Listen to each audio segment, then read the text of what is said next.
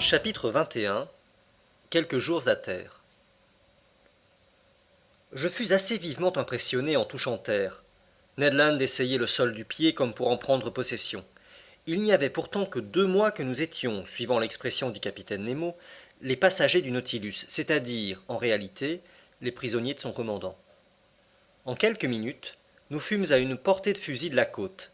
Le sol était presque entièrement madréporique, mais certains lits de torrents desséchés, semés de débris granitiques, démontraient que cette île était due à une formation primordiale. Tout l'horizon se cachait derrière un rideau de forêt admirable. Des arbres énormes, dont la taille atteignait parfois 200 pieds, se reliaient l'un à l'autre par des guirlandes de lianes, vrai hamac naturel que berçait une brise légère. C'étaient des mimosas, des ficus, des casuarinas, des tecs, des hibiscus, des pandanus, des palmiers mélangés à profusion, et sous l'abri de leurs voûtes verdoyantes, au pied de leurs stipes gigantesques, croissaient des orchidées, des légumineuses et des fougères. Mais, sans remarquer tous ces beaux échantillons de la flore papouasienne, le Canadien abandonna l'agréable pour l'utile. Il aperçut un cocotier, abattit quelques-uns de ses fruits, les brisa, et nous bûmes leur lait. Nous mangeâmes leur amande avec une satisfaction qui protestait contre l'ordinaire du Nautilus. Excellent, disait Ned Land.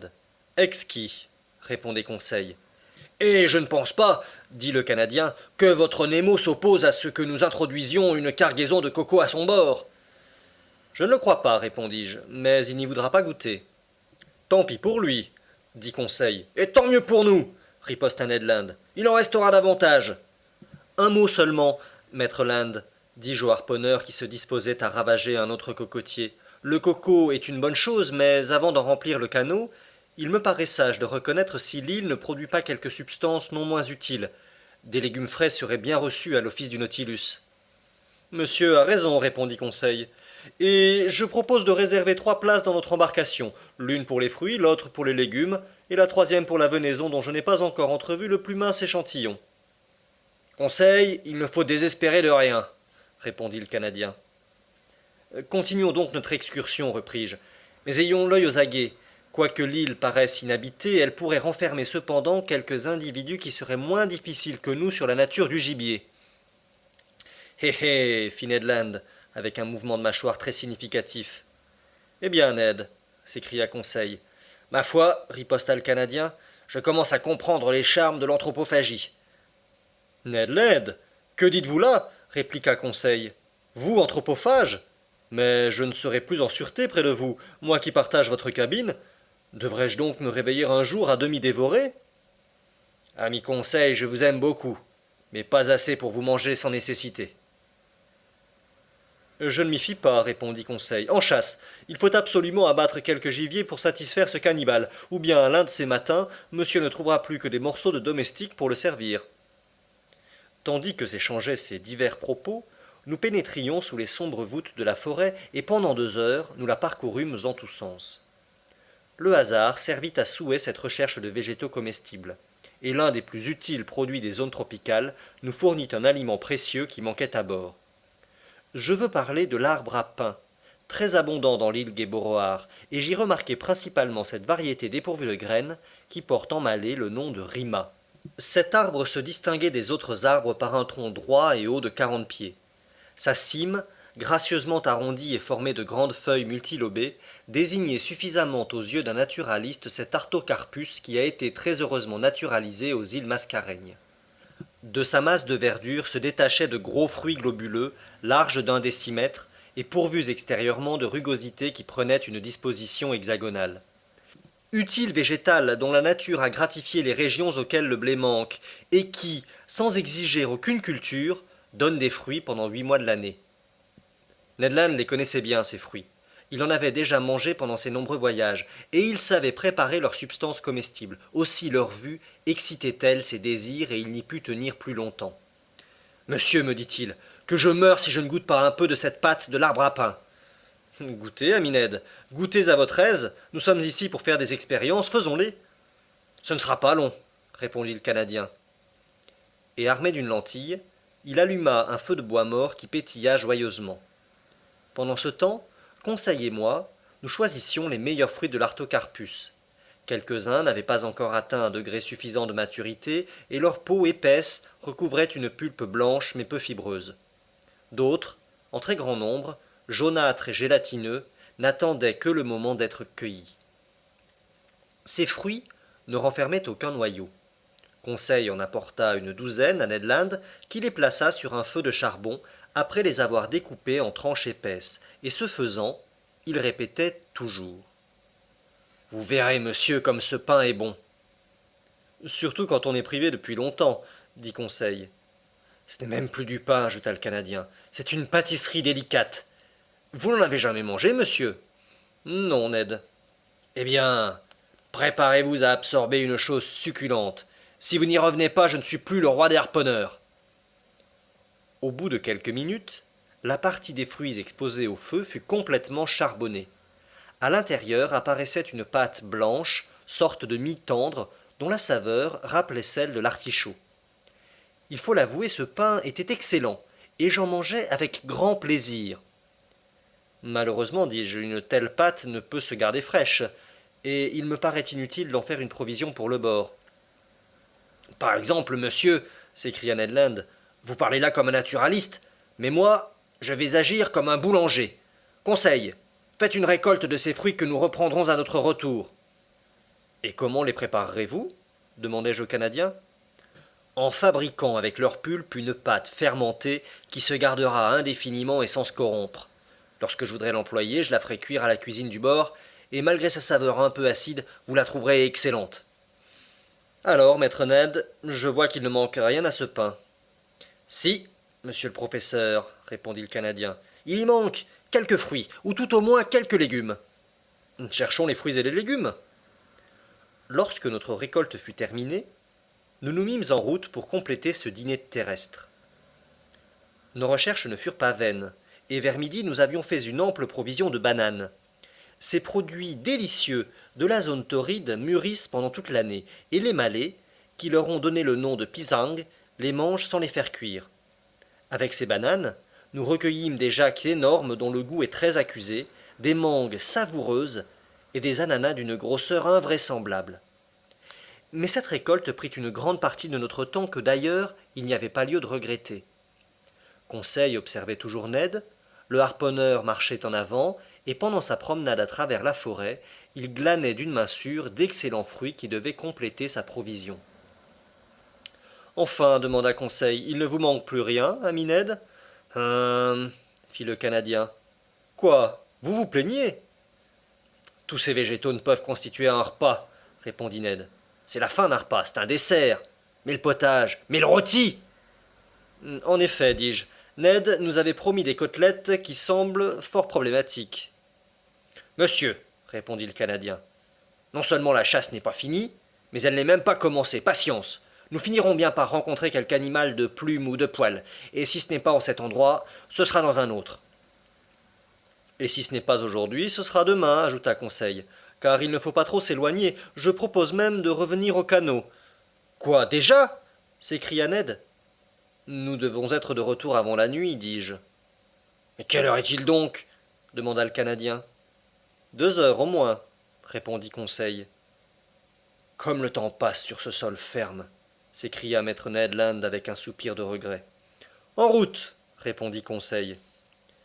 Nous revînmes donc à travers la forêt, et nous complétâmes notre récolte en faisant une razzia de choux palmistes qu'il fallut cueillir à la cime des arbres, de petits haricots que je reconnus pour être les abrous des Malais, et d'ignames d'une qualité supérieure.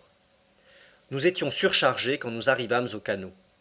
Cependant, Ned Land ne trouvait pas encore sa provision suffisante, mais le sort le favorisa. Au moment de s'embarquer, il aperçut plusieurs arbres, hauts de 25 à 30 pieds, qui appartenaient à l'espèce des palmiers. Ces arbres, aussi précieux que l'artocarpus, sont justement comptés parmi les plus utiles produits de la Malaisie. C'étaient des sagoutiers, végétaux qui croissent sans culture, se reproduisant comme les mûriers par leurs rejetons et leurs graines. Ned Land connaissait la manière de traiter ces arbres. Il prit sa hache, et la maniant avec une grande vigueur, il eut bientôt couché sur le sol 2 ou 3 sagoutiers dont la maturité se reconnaissait à la poussière blanche qui saupoudrait leurs palmes. Je le regardais faire plutôt avec les yeux d'un naturaliste qu'avec les yeux d'un homme affamé. Il commença par enlever à chaque tronc une bande d'écorce, épaisse d'1 pouce, qui recouvrait un réseau de fibres allongées formant d'inextricables nœuds que mastiquait une sorte de farine gommeuse. Cette farine, c'était le sagou, substance comestible qui sert principalement à l'alimentation des populations mélanésiennes. Ned Land se contenta, pour le moment, de couper ces troncs par morceaux, comme s'il eût fait de bois à brûler, se réservant d'en extraire plus tard la farine, de la passer dans une étoffe afin de la séparer de ses ligaments fibreux, d'en faire évaporer l'humidité au soleil et de la laisser durcir dans des moules. Enfin, à 5 heures du soir, chargés de toutes nos richesses, nous quittions le rivage de l'île et une demi-heure après nous accostions le Nautilus. Personne ne parut à notre arrivée. L'énorme cylindre de tôle semblait désert. Les provisions embarquées, je descendis à ma chambre. J'y trouvai mon souper prêt, je mangeai, puis je m'endormis. Le lendemain, 6 janvier, rien de nouveau à bord. Pas un bruit à l'intérieur, pas un signe de vie. Le canot était resté le long du bord, à la place même où nous l'avions laissé. Nous résolûmes de retourner à l'île Gueboroar.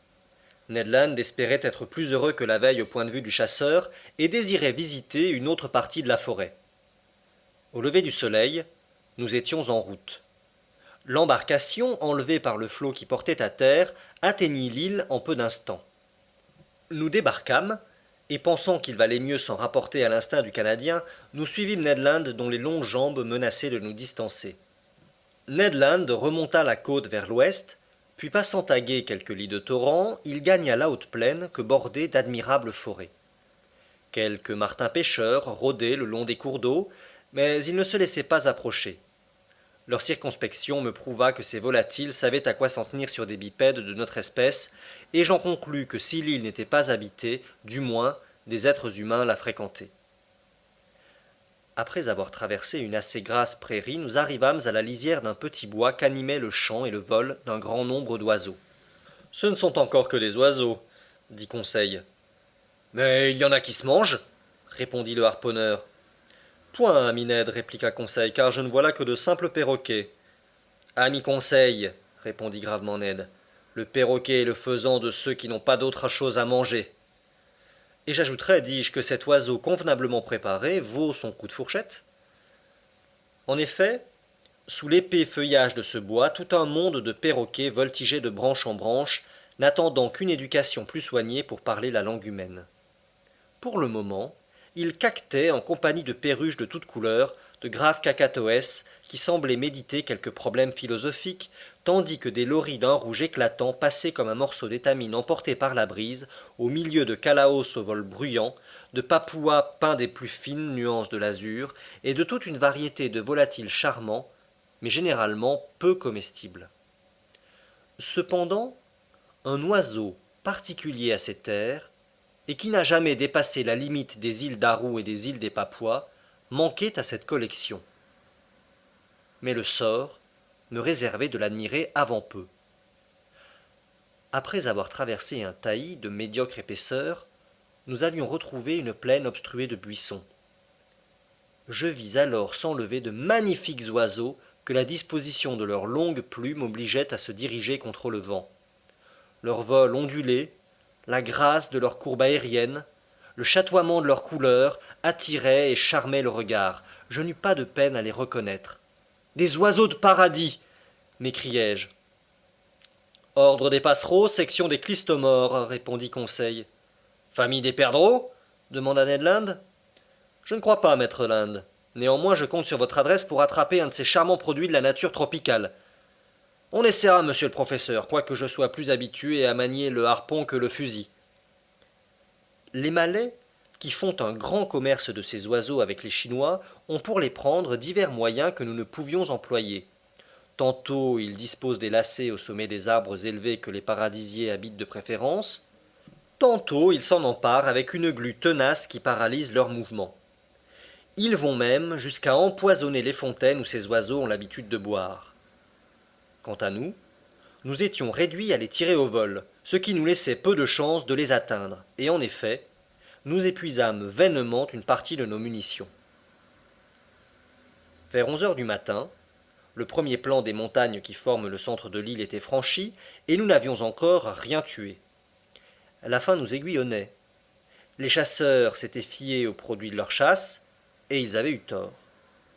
Très heureusement, Conseil, à sa grande surprise, fit un coup double et assura le déjeuner. Il abattit un pigeon blanc et un ramier qui, lestement plumés et suspendus à une brochette, rôtirent devant un feu ardent de bois mort. Pendant que ces intéressants animaux cuisaient, Ned prépara des fruits de l'artocarpus.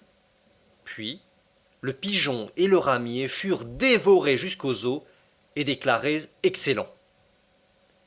La muscade dont ils ont l'habitude de se gaver parfume leur chair et en fait un manger délicieux.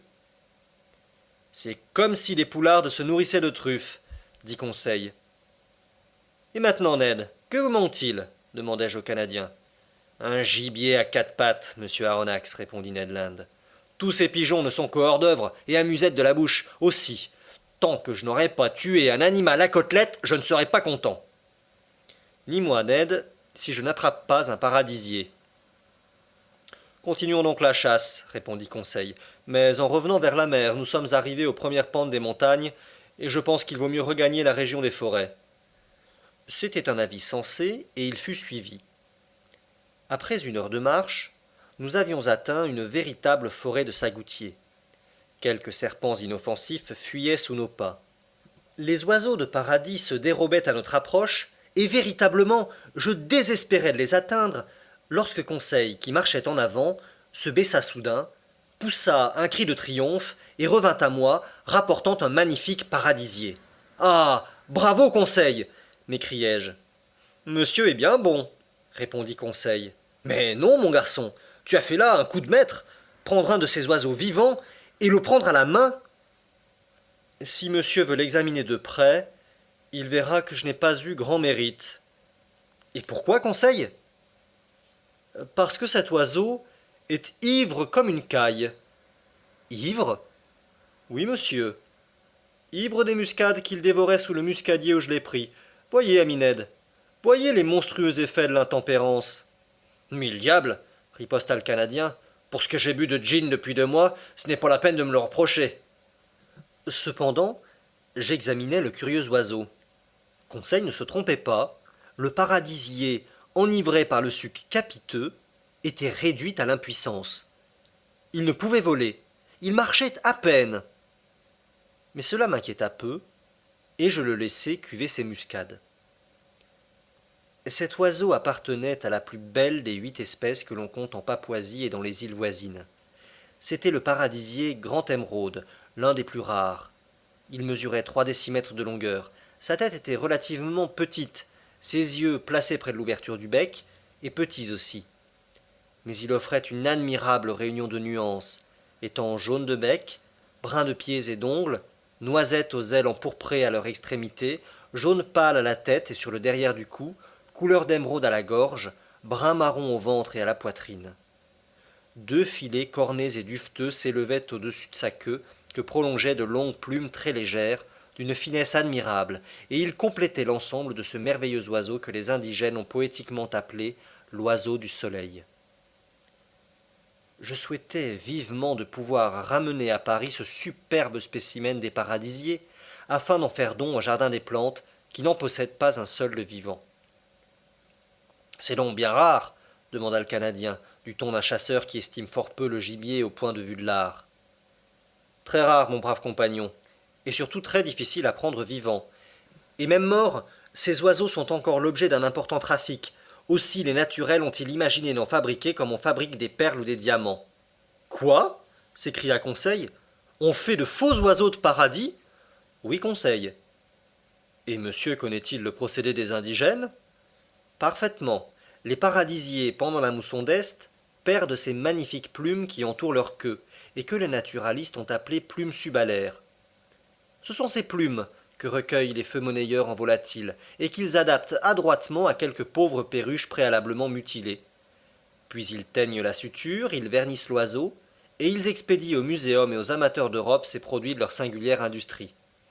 Bah, fit Ned Land, si ce n'est pas l'oiseau, ce sont toujours ses plumes. Et tant que l'objet n'est pas destiné à être mangé, je n'y vois pas grand mal. Mais si mes désirs étaient satisfaits par la possession de ce paradisier, ceux du chasseur canadien ne l'étaient pas encore. Heureusement, vers 2 heures, Ned Land abattit un magnifique cochon des bois, de ceux que les naturels appellent bari-outans. L'animal venait à propos pour nous procurer de la vraie viande de quadrupède, et il fut bien reçu.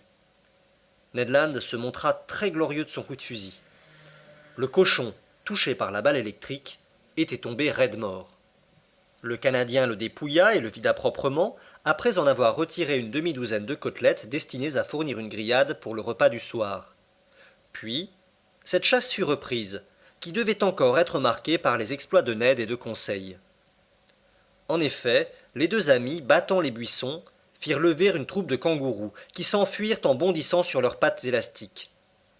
Mais ces animaux ne s'enfuirent pas si rapidement que la capsule électrique ne put les arrêter dans leur course. Ah, monsieur le professeur, s'écria Ned Land, que la rage du chasseur prenait à la tête. Quel gibier excellent, cuit à l'étouvé surtout. Quel approvisionnement pour le Nautilus, 2, 3, 5 à terre. Et quand je pense que nous dévorerons toute cette chair, et que ces imbéciles du bord n'en auront pas miette. Je crois que dans l'excès de sa joie, le Canadien, s'il n'avait pas tant parlé, aurait massacré toute la bande. Mais il se contenta d'une douzaine de ces intéressants marsupiaux, qui forment le premier ordre des mammifères à placentaires, nous dit Conseil. Ces animaux étaient de petite taille. C'était une espèce de ces kangourous lapins qui gîtent habituellement dans le creux des arbres, et dont la vélocité est extrême, mais s'ils sont de médiocre grosseur, ils fournissent, du moins, la chair la plus estimée. Nous étions très satisfaits des résultats de notre chasse. Le joyeux Ned se proposait de revenir le lendemain à cette île enchantée, qu'il voulait dépeupler de tous ces quadrupèdes comestibles. Mais il comptait sans les événements. À 6 heures du soir, nous avions regagné la plage. Notre canot était échoué à sa place habituelle. Le Nautilus, semblable à un écueil, émergeait des flots à 2 milles du rivage. Ned Land, sans plus tarder, s'occupa de la grande affaire du dîner. Il s'entendait admirablement à toute cette cuisine. Les côtelettes de bari-outans, grillées sur des charbons, répandirent bientôt une délicieuse odeur qui parfuma l'atmosphère. Mais je m'aperçois que je marche sur les traces du Canadien. Me voici en extase devant une grillade de porc frais. Que l'on me pardonne, comme j'ai pardonné à maître Ned, et pour les mêmes motifs. Enfin, le dîner fut excellent. 2 ramiers complétèrent ce menu extraordinaire, la pâte de sagou, le pain de l'artocarpus, quelques mangues, une demi-douzaine d'ananas et la liqueur fermentée de certaines noix de coco nous mirent en joie. Je crois même que les idées de mes dignes compagnons n'avaient pas toute la netteté désirable. Si nous ne retournions pas ce soir au Nautilus, dit Conseil. Et si nous n'y retournions jamais, ajouta Ned Land. En ce moment, une pierre vint tomber à nos pieds et coupa court à la proposition du harponneur.